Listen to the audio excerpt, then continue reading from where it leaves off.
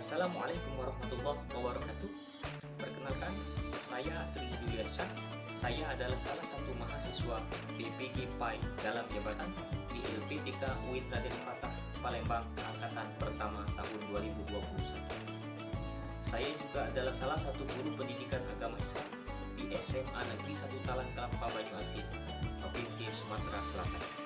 Saat ini, saya akan menampilkan video praktik pembelajaran dalam rangka uji kinerja mahasiswa PPG dalam jabatan pada materi Semangat Menuntut Ilmu di kelas 10 pada pertemuan yang ketiga yang akan dilaksanakan pada hari ini, hari Senin, tanggal 13 September 2021.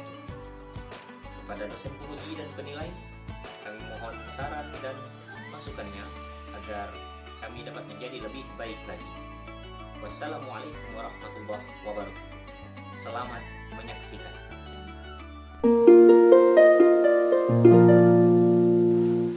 Siap. Waalaikumsalam.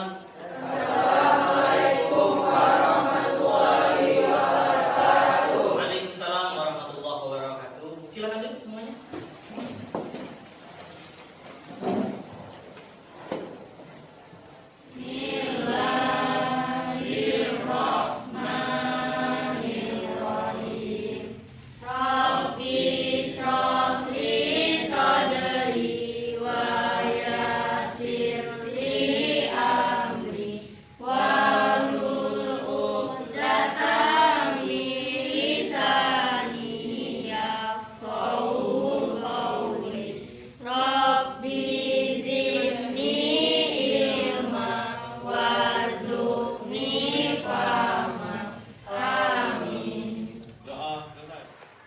Gimana kabarnya? Sehat semuanya?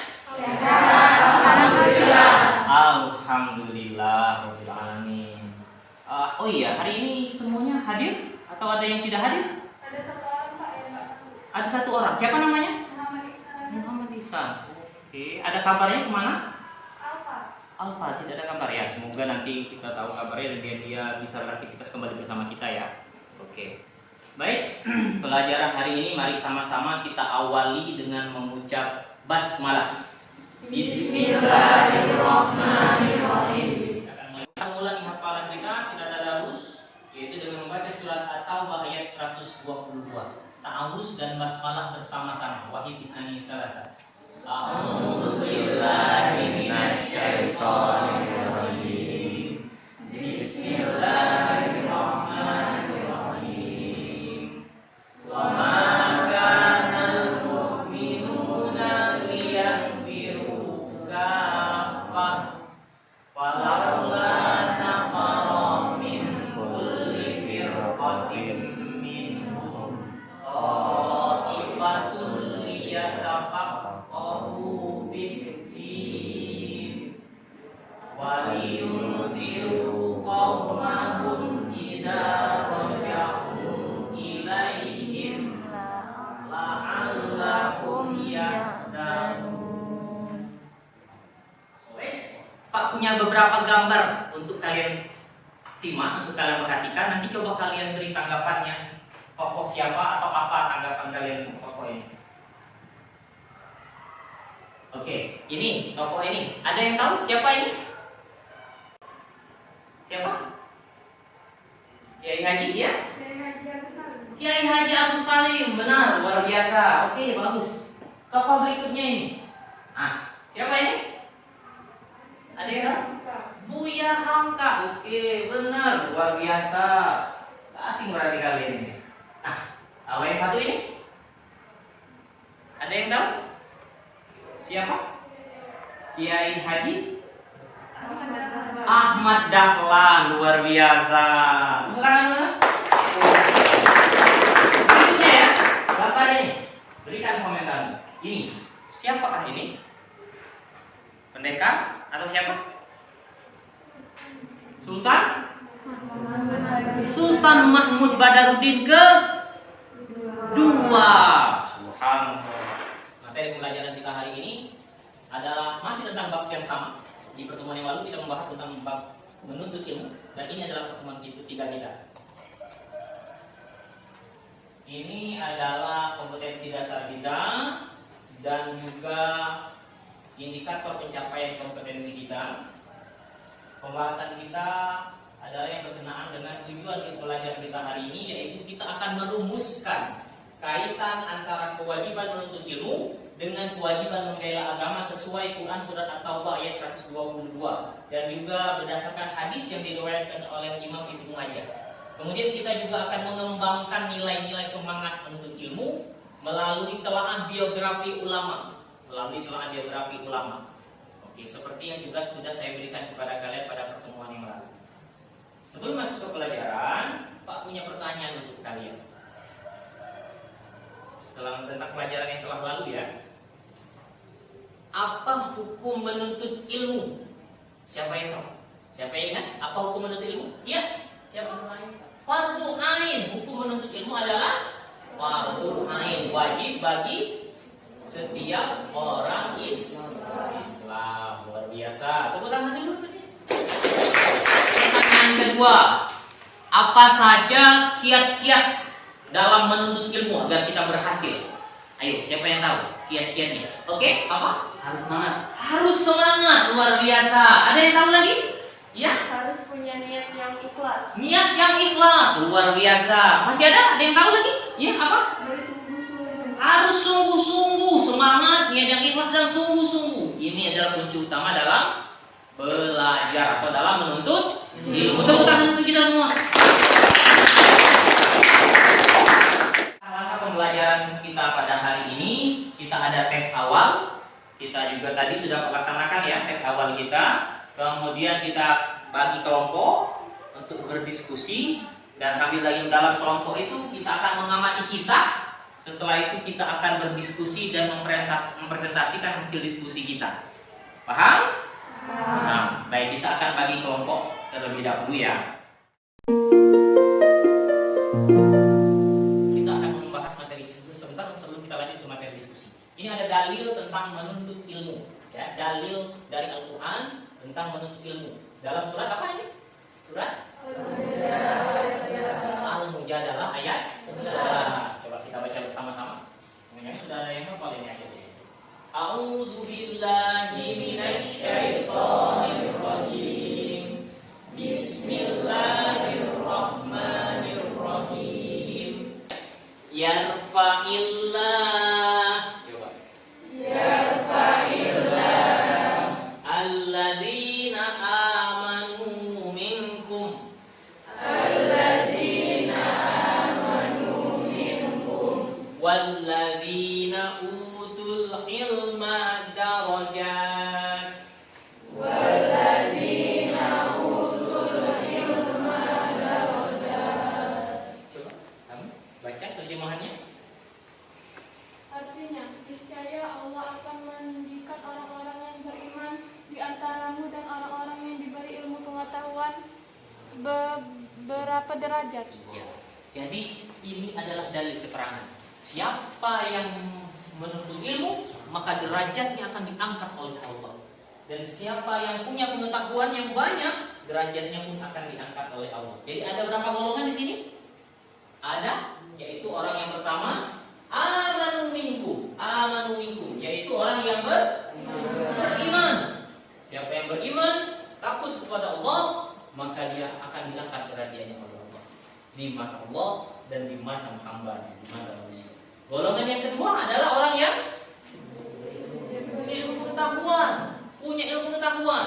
Kalian punya ilmu, kalian seorang profesor, kalian seorang dokter, atau kalian penulis buku, akan diangkat derajat oleh Allah Subhanahu wa Ta'ala. Siapa yang paling baik di antara keduanya? Antara orang beriman dan menuntut ilmu? Yang terbaik adalah mereka beriman, mereka pun berilmu. Kita harus begitu. Kita beriman dan kita. Ini adalah hadis tentang menuntut ilmu yang diriwayatkan oleh Imam Muslim nomor 2722. Allahumma inni a'udzubika min ilmin la yanfa wa min qalbin la yakhsha wa min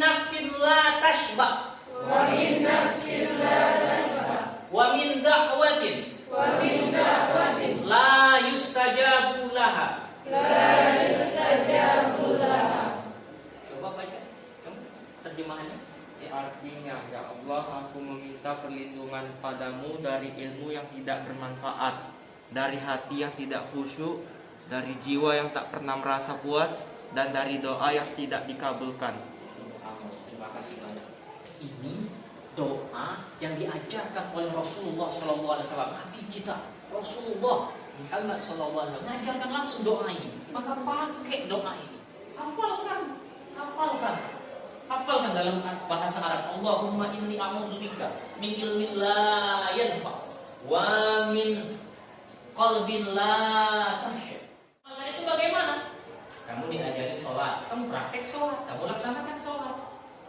Itu diamalkan. Kamu diajarkan pengetahuan tentang menulis, tentang membuat sesuatu, hal yang baik. Kamu praktekkan itu, kamu jalankan sehari-hari. Maka itu berarti ilmunya bermanfaat. Akan membagikan kepada kalian lembar kerja kalian, dan kalian bisa memahami langkah-langkah untuk pembelajaran kalian selama diskusi nanti. Ini langkah-langkahnya ya. Ini kelompok 1, oke. Ini kelompok 2, dipegang langsung, jangan dibiarkan saja, boleh dibaca langsung. Ini kelompok 3. Baik.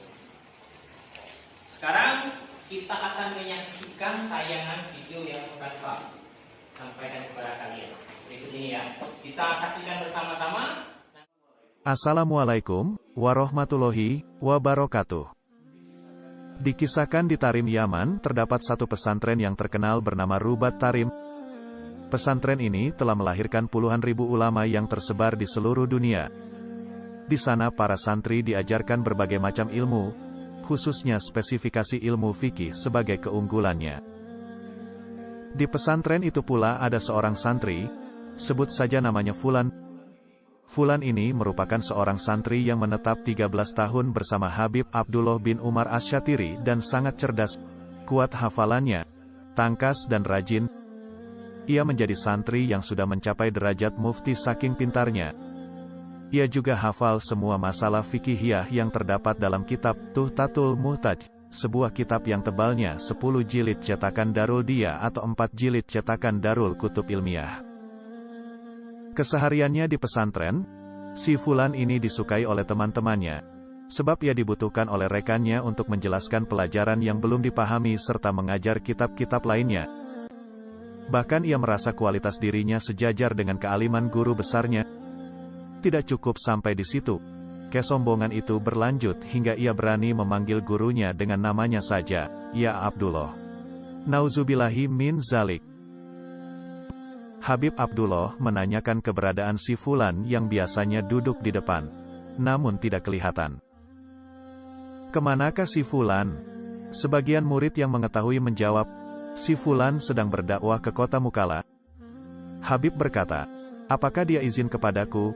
Sontak murid yang lain diam saja. Dan Habib Abdullah kemudian berkata, baiklah, kalau begitu biarkan si Fulan pergi, akan tetapi ilmunya tetap di sini.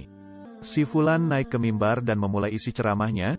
Ia memulai dengan basmalah, hamdalah, solawat kepada Nabi amma ba'du. Kemudian ia membaca sebuah ayat. Ketika ingin menjelaskan ayat ini, namun ternyata dia terdiam seperti kayu yang berdiri tegak dan kebingungan tak mampu berbicara menjelaskan ayat tersebut. Hingga dia duduk 5 menit dia terdiam di hadapan jamaah. Di hadapannya dia menoleh ke jamaah dan mereka juga memandang si Fulan. Hingga akhirnya dia duduk menangis karena semua ilmu yang pernah ia hafal hilang seketika. Bahkan kitab kecil Safinatun Najah tak hafal satu kalimat pun, apalagi kitab Tuhfah yang awalnya telah dihafal.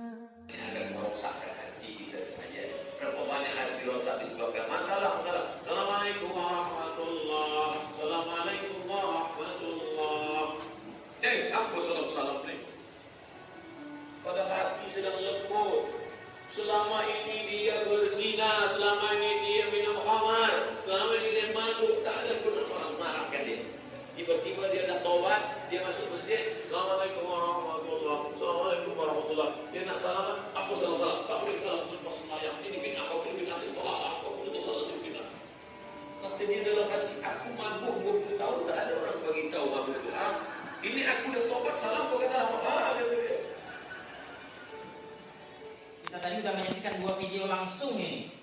Ini adalah metode kita, metode video. Pak ingin meminta tanggapan kalian tentang video yang pertama terlebih dahulu, tentang kisah. Tadi ada kisah. Mungkin ada yang ingin memberikan tanggapan tentang video yang pertama? Ya, kamu? Siapa namamu? Zaskia Ananta. Zaskia Ananta. Oke, siap. Coba. Dari video pertama yang kami simpulkan, kita tidak boleh sombong atas ilmu yang kita dapat dan janganlah kalian tinggi hati atau bersikap sombong kepada guru yang telah mengajari kita ilmu, dan bersikaplah tawadu kepada siapapun. Luar biasa. Tepuk tangan dulu. Yang merasa lebih tinggi dari orang lain ya, dari ilmunya itu. Itu kesimpulan yang pertama. Bagus, sempurna ya. Video yang kedua, tausiah dari Ustaz Abdul Somad tadi. Adakah yang ingin memberikan tanggapannya? Ada? Silakan. Oke, silakan. Siapa namamu? Siti Amelia. Siti Amelia. Coba. Dari tanggapan video yang kedua, bahwa setiap adab itu bersangkutan dengan ilmu. Jadi jika seandainya ilmu tinggi namun adab nol, sama saja bohong. Jadi semua itu menyangkut dengan adab. Adab lebih utama daripada ilmu. Subhanallah. Adab lebih utama daripada ilmu. Tepuk tangan dulu.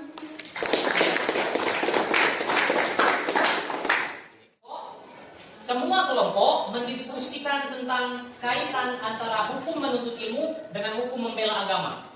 Hukum menuntut ilmu dengan hukum membela agama, lihat di surat At-Taubah ayat 122. Apa kesimpulannya? Dan kelompok satu tambah tugasnya satu lagi, yaitu membahas, mendiskusikan nilai semangat menuntut ilmu dan membela agama melalui tokoh Buya Hamka. Kemudian kelompok dua juga mendiskusikan kaitan antara hukum menuntut ilmu dengan membela agama, dan juga mendiskusikan nilai semangat menuntut ilmu dan membela agama melalui tokoh Kiai Haji Agus Salim. Kemudian kelompok tiga sama, yang bahasan atas menunjukkan kaitan antara hukum menuntut ilmu dengan hukum membela agama, dan juga mengambil nilai-nilai semangat menuntut ilmu dan membela agama dari tokoh Kiai Haji Ahmad Dahlan. Oke?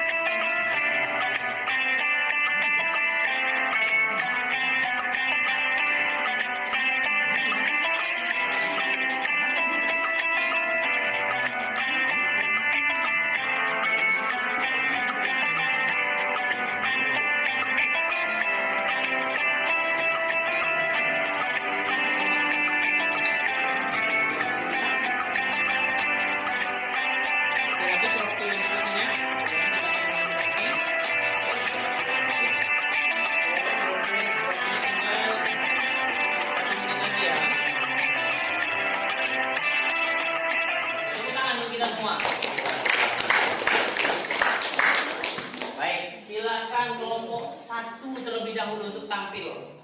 Maju ke depan. Assalamualaikum warahmatullahi wabarakatuh. Waalaikumsalam. Saya Rizky Ramadan ingin menjelaskan tentang kesimpulan dari nomor 1, yaitu adalah hukum menuntut ilmu kewajiban bagi umat muslim dan bahkan umat lainnya, karena dengan ilmu kita dapat mengetahui hal yang belum kita ketahui. 2, hukum membela agama adalah fardu ain, tetapi tidak sepatutnya umat muslim pergi ke medan perang dibiarkan sebagiannya untuk menuntut ilmu. Kiai Haji Agus Salim adalah orang yang cerdas serta memiliki cara berpikir yang kritis. Beliau sangat tangguh dalam menjalani kehidupan. Ia juga dikenal dengan kritikan yang pedas, namun masih menghormati batas-batas dan menjunjung tinggi etik jurnalistik. Sekian dari saya. Tepuk tangan dulu untuk Mengapa Kiai Haji Agus Salim disebut orang tua besar atau the grand old man? Mengapa Kiai Haji Agus Salim disebut dengan orang tua besar atau the grand old man? Dari the grand old man adalah di usia senjanya dia semakin banyak karir yang dia dapat dan karirnya itu semakin cemerlang. Jadi Kiai Haji Agus Salim ini semakin tua justru semakin banyak perannya bagi negara Indonesia.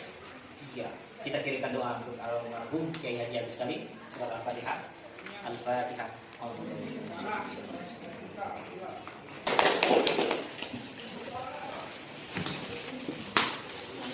Beliau juga menemui bidang jurnalistik. Beliau adalah Agus Salim.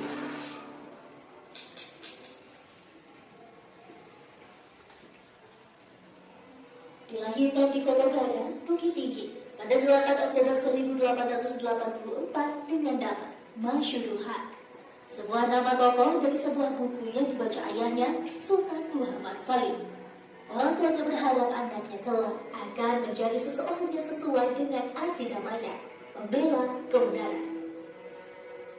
Ketika beliau kecil, ia diasuh oleh seorang pembantu yang memanggil anak majikannya Din Bagus, yang kemudian dipendekkan menjadi Gus. Lalu teman sekolah dan guru-gurunya pun ikut memanggilnya Agus. Ketika Agus berusia 6 tahun, ayahnya menjadi jaksa tinggi pada pengadilan untuk daerah Riau dan sekitarnya. Waalaikumsalam warahmatullahi wabarakatuh. Ya.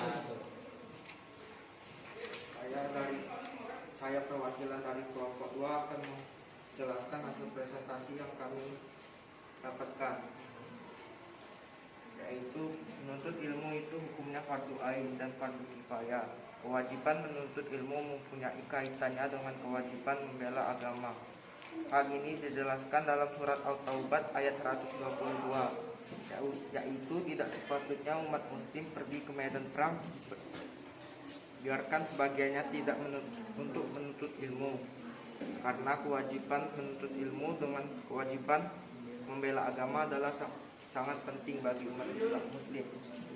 Oke, lanjut tentang nilai-nilai semangat ilmu dari tokoh Buya Hamka ya. Oke. Nilai-nilai semangat Buya Hamka: 1. Ia terjun dalam politik melalui Masyumi sampai partai tersebut dibubarkan.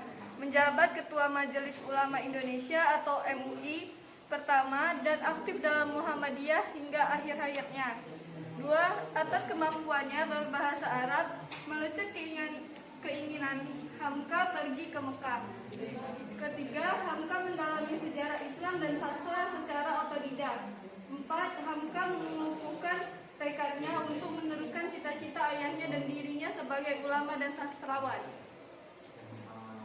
Luar biasa. Tepuk tangan dulu untuk kelompok 2.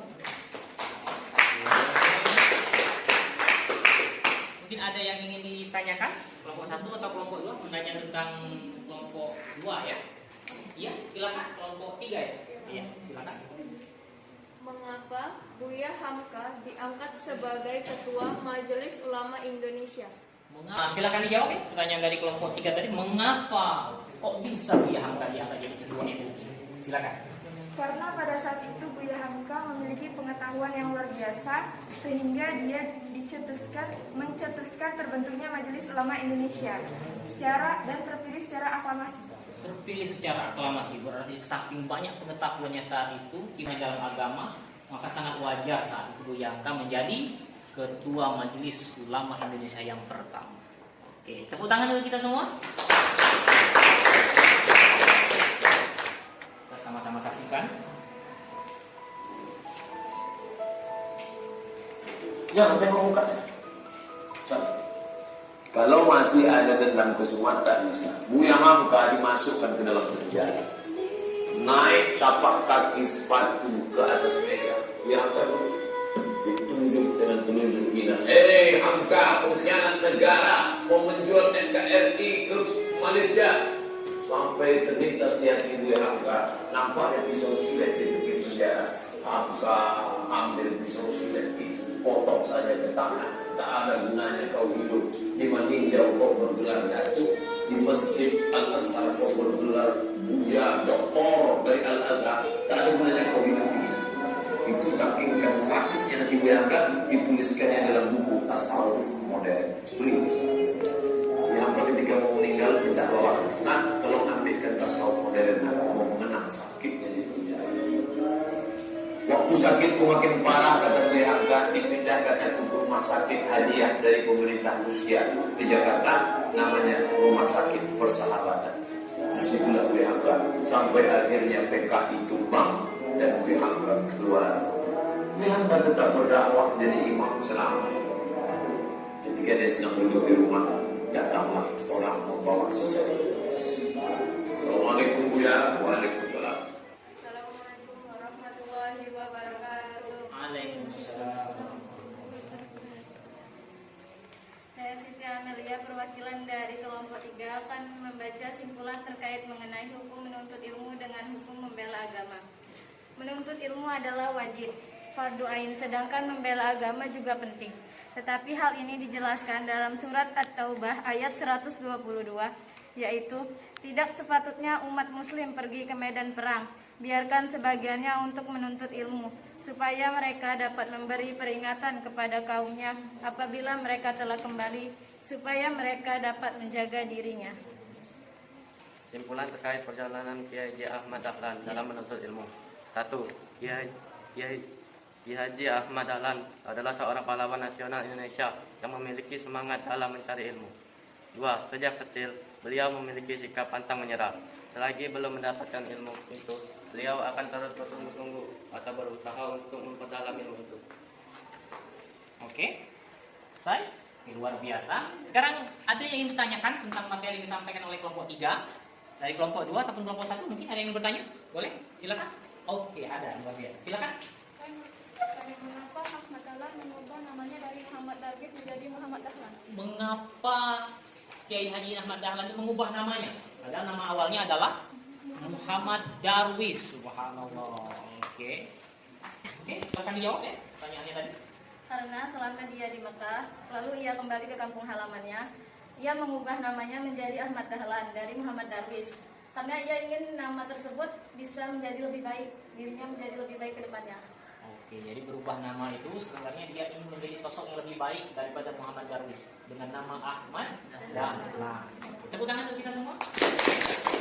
Kiai Haji Ahmad Dahlan adalah salah satu tokoh ulama paling terkemuka di Indonesia. Dijuluki sebagai pembaru dan pencerah, Ahmad Dahlan adalah simpul bangkitnya kesadaran bangsa Indonesia melalui pembaruan pendidikan dan pemikiran umat Islam. Namun, perjalanan pembaruan yang dilakukannya tak selalu mudah. Yang mendapatkan berbagai tantangan, pernah dituduh sebagai kiai palsu hingga mendapatkan ancaman pembunuhan. Lalu, seperti apa sejarah tokoh yang mendirikan Muhammadiyah, organisasi yang melahirkan sosok-sosok besar seperti Soekarno, Hamka, dan masih banyak lain di kemudian hari ini? Get your coffee and let's get it started.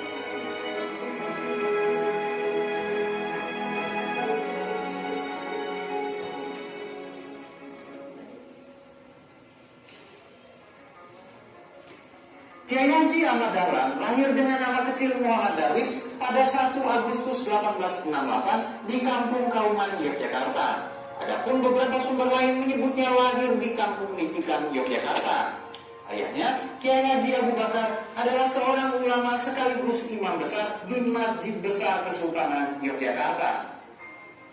Muhammad Darwis merupakan anak keempat dari 7 bersaudara. Menurut silsilah, ia merupakan generasi ke-12 dari Maulana Malik Ibrahim atau Sunan Gresik yang adalah salah satu penyebar agama Islam di tanah Jawa.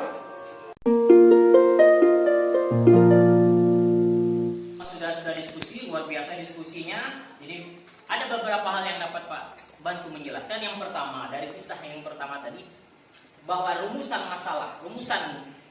pembelajaran kita hari ini adalah kewajiban menuntut ilmu dan membela agama. Kaitannya itu adalah kita tetap wajib menuntut ilmu, tetapi begitu agama kita diserang, kita juga wajib membela agama. Tapi saatnya kita berperang, tidak boleh semuanya pergi membela agama, tidak boleh semuanya perang, tapi tetap harus ada segolongan yang menuntut ilmu. Tujuannya apa? Agar orang yang menuntut ilmu ini dapat memberi peringatan kepada orang yang ikut perang tadi. Saat orang yang perang ini kembali dari peperangannya, sehingga ilmu agama akan tetap terjaga, tetap ada, masih ada yang ngajar. Kalau semuanya berangkat ke medan perang bagaimana? Tokoh Kiai Haji Agus Salim ini perlu kita ambil hikmahnya. Betapa beliau dari kecil sudah sangat gigih belajar, gigih, walaupun miskin ya, walaupun miskin dia gigih belajar, tapi berprestasi. Sosok kiai, ulama, sekaligus seorang ilmuwan, ya, beliau seorang ilmuwan juga. Karya politiknya luar biasa, beliau juga seorang penulis. Jadi jangan kira Bandung kita ini kecil. Buya Hamka, orang Padang, ya, orang Padang asli Padang. Walaupun bapak dan ibunya bercerai, tapi dia tetap semangat menuntut ilmu.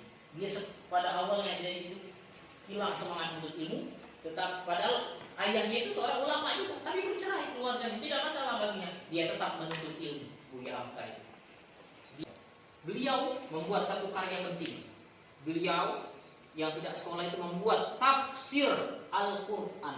Al-Quran itu ditafsirkannya, ditafsirkan oleh beliau. Nama tafsirnya itu Tafsir Al-Misbah, karya Buya Hamka. Kapan dia Mandalan ini adalah seorang tokoh ulama yang mendirikan organisasi, nama organisasinya apa? Muhammadiyah. Kiai Haji Ahmad Dahlan itu pendiri organisasi Muhammadiyah. Kalau Hashim Asy'ari pendiri Nahdlatul Ulama, beliau adalah Muhammadiyah. Masya Allah. Tokoh miskin juga, nekat pulang ke Indonesia dikatain kiai palsu, aliran sesat dan sebagainya, tapi tetap tamat. Keburukan yang dilakukan orang lain kepadanya tidak dibalas dengan keburukan, tapi didoakan beliau agar orang itu mau menerima hidayah. Ini yang diajarkan oleh kita. Jadi kita semua tetap semangat menuntut ilmu. Jangan malas, jauh perjalanan kita dari rumah sini naik motor. Orang dulu jalan kaki, ulama dulu jalan kaki. Kalau mau yang pergi jauh ke Mekah naik kapal laut, tapi dari pelabuhan sampai ke rumahnya bagaimana prosesnya? Naik andong, naik dokar. Kita naik motor enak, tinggal nyetak lah. Orang zaman dulu masya Allah baju sedikit yang dibawa, kita enak, jadi kecil sekali perbandingan kita. Jauh sekali kita masih. Padahal usia saat ini usia kalian produktif. Maka banyak-banyaklah membaca, banyak-banyaklah memahami, dan banyak menghafal. Jangan takut, hafalkan Al-Quran itu. Jangan takut, jangan takut tidak mampu. Yakinkan mampu. Kalau kamu bilang tidak mampu, pasti tidak mampu. Tapi kalau kamu bilang mampu, pasti mampu. Sesuatu itu akan terasa berat bila kita menganggapnya berat. Tapi sesuatu itu akan terasa ringan kalau kita menganggapnya ringan. Yakinlah dengan itu ya. Alhamdulillah.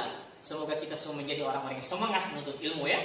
Kita terus mendapatkan kemudahan oleh Allah. Setiap kali ketemu masalah dalam menuntut ilmu, kita diberikan jalan keluar oleh Allah Subhanahu wa taala. Yang dapat kita pelajari hari ini, mari sama-sama kita akhiri pembelajaran hari ini dengan melafazkan hamdalah.